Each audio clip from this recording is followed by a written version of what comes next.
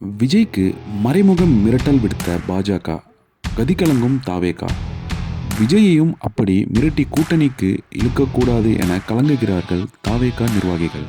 எதிர்க்கட்சி தலைவர்கள் பாஜகவுக்கு எதிரானவர்கள் மீது அமலாக்கத்துறை, வருமான வரித்துறை மூலமாக நெருக்கடி கொடுத்து மத்திய அரசு முடக்குகிறது.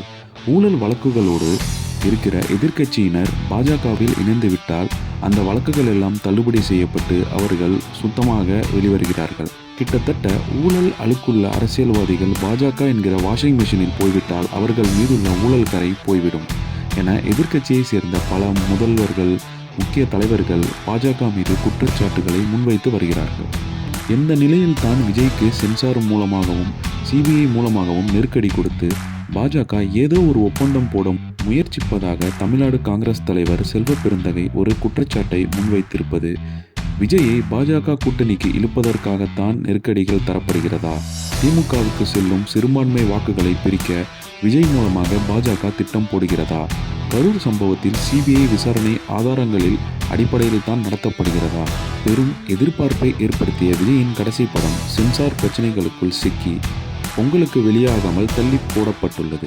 மிகவும் சென்டிமெண்டாக தனது கடைசி படத்துக்கான சிக்கல் விஜய்க்கு அழுத்தத்தை கொடுக்க கரூர் பெருந்துயர சம்பவம் விசாரணைக்கு ஆஜராக சொல்லி விஜய்க்கு சம்மன் அனுப்பி வைத்தனர்.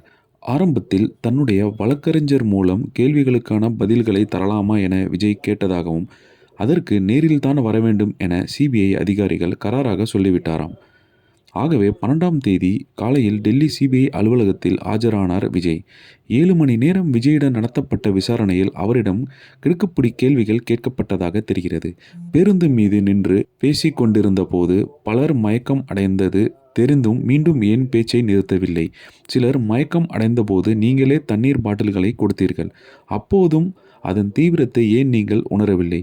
உயிர் பலி ஏற்பட்டும் ஏன் கிளம்பி சென்றீர்கள் என பல கேள்விகள் தயாரிக்கப்பட்டிருப்பதாக சொல்லப்படுகிறது. அதில் எத்தனை கேள்விகள் கேட்டு அதற்கு விஜய் என்ன பதில் சொன்னார் என்கிற விவரங்கள் இன்னும் வெளியாகவில்லை. அதே சமயம் தமிழ்நாடு உட்பட பல மாநிலங்களில் அமலாக்கத்துறை அதிகாரிகள் லஞ்சம் பெற்றதாக பதியப்பட்டு கைது செய்யப்பட்ட நிகழ்வுகளை எளிதாக கடந்து போய்விட முடியாது. மத்திய மாநில அரசுகளின் கட்டுப்பாட்டில் இருக்கிற விசாரணை அமைப்புகளும் புலனாய்வு துறைகளும் குற்றங்களை தடுக்க பயன்படுத்தப்பட வேண்டும் என எதிர்க்கட்சிகளும் தனி நபர்களையும் பழிவாங்கவோ பணிய வைக்கவோ பயன்படுத்தக்கூடாது என்பதே எல்லோருடைய கோரிக்கையாகவும் இருக்கிறது. விஜயையும் அப்படி மிரட்டி கூட்டணிக்கு இழுக்கக்கூடாது என கலங்குகிறார்கள் தாவேகா நிர்வாகிகள்.